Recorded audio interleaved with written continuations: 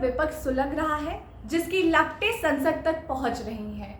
मंगलवार से ही संसद में वक्फ बोर्ड बिल पर बड़ा हंगामा हो रहा है, जहां विपक्ष बार बार सरकार को घेर रही है। विपक्ष का कहना है कि ये बिल सेक्युलरिज्म पर बहुत बड़ा प्रहार है। ये बिल आर्टिकल 14 का विरोध करता है। साथ ही अखिलेश यादव ने जेडीयू और टीडीपी से ये आग्रह किया है कि इस बिल में बीजेपी का साथ ना दे। मंगलवार को विरोध के चलते लोकसभा अध्यक्ष ओम बिरला ने कार्रवाई रद्द कर दी थी। बीजेपी के मंत्री किरण रिजिजू ने विपक्ष से आग्रह किया है कि कृपया वॉक ऑफ करके कार्रवाई रद्द ना करवाएं। इस बिल पर अपनी बात रखें, हम आपकी एक एक बात पर गौर करेंगे। साथ ही वो मुस्लिम पक्ष को ये आश्वासन दे रहे हैं कि इस बिल में ऐसा कुछ नहीं है जिससे उनके धार्मिक स्थलों या फिर कब्रिस्तानों को नुकसान पहुंचाया जाए। वक्फ बोर्ड बिल को समझने से पहले ये समझना होगा वक्फ बोर्ड है क्या। वक्फ एक अरबी भाषा का शब्द है जिसका अर्थ होता है परोपकार में दी गई संपत्ति। इसमें चल अचल संपत्ति दोनों ही शामिल हो सकती हैं। वक्फ के पैसों से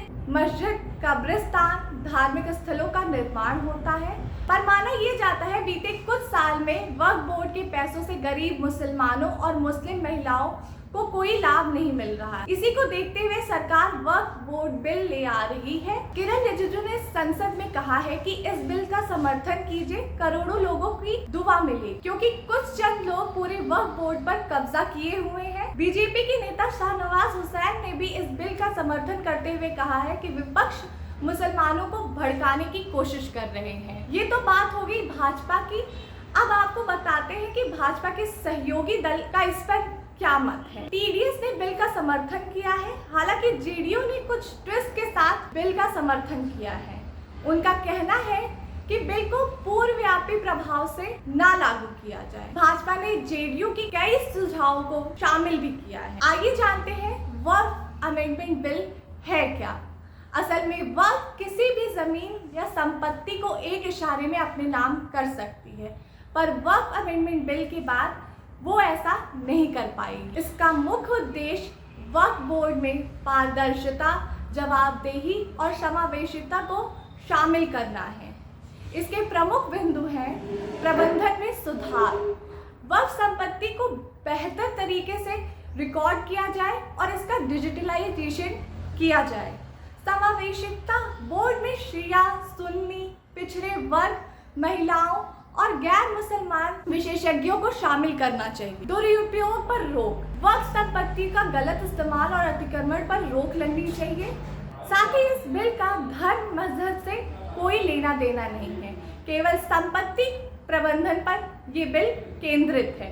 कल किरण रिजिजू ने विपक्ष को जवाब देते हुए कहा कि कुछ लोग इसे असंवैधानिक और मुसलमान विरोधी मानते हैं, लेकिन सरकार का कहना है कि यह गरीब मुसलमानों के हित में है। विपक्ष के कुछ सदस्य इसे असंवैधानिक बता रहे हैं। उन्होंने विपक्ष पर निशाना साधते हुए कहा कि मैं पूछना चाहता हूँ कि अगर ये असंवैधानिक होता तो कोर्ट इसे रद्द क्यों ना करती। वक्फ की संपत्तियां देश में 4.9 लाख से बढ़कर 8.72 लाख हो गई हैं। अगर इन संपत्तियों का सही प्रबंधन किया जाए तो न सिर्फ मुसलमानों की हालत बल्कि देश की तकदीर बदल सकती। लेकिन आज तक ऐसा क्यों नहीं हुआ? क्योंकि कुछ लोग इसे वोट बैंक की राजनीति के लिए इस्तेमाल करते हैं। किरण रिजिजू ने कहा कि हमारी सरकार गरीब मुसलमानों, महिलाओं और बच्चों के हित में काम कर रही है। इस विधेयक में शिया, सुन्नी, पिछड़े वर्ग और मुसलमान, महिलाओं और गैर मुस्लिम विशेषज्ञों को वक्फ बोर्ड में शामिल करने का प्रावधान है। हमने यह सुनिश्चित किया है कि कोई भी मस्जिद या धार्मिक स्थल इससे प्रभावित ना हो। यह सिर्फ संपत्ति प्रबंधन का मामला है। गरीबों का, किसानों का, ऐसा चीजों में आप लोग समर्थन करना चाहिए। मैं तो मानता हूं कि अभी भी देर नहीं हुआ। अभी भी आप जिद पे राजनीतिकरण करके आप अड़े रहे, आप मुश्किल में फंसने वाले हैं। विशेष करके हमारे कांग्रेस वालों को मैं कहना चाहता हूं, और बाकी हमारे साथी दल है, कांग्रेस के झांसे में ना आए, आपको भी डुबा देंगे ये लोग। इस बिल को विरोध करके बहुत बड़ा नुकसान होने वाला है। अब विपक्ष के विरोध और तमाम बहस के बाद वक्फ अमेंडमेंट बिल कल पास हो चुका है। अब भविष्य में ये देखना होगा कि इस बिल का कितना फायदा देश के डेवलपमेंट में होता है। इस पूरी खबर पर आपकी क्या राय है और साथ ही क्या वाकई वर्क अमेंडमेंट बिल से देश में बदलाव आ सकता है? आपको क्या लगता है? हमें कमेंट कर जरूर बताएं।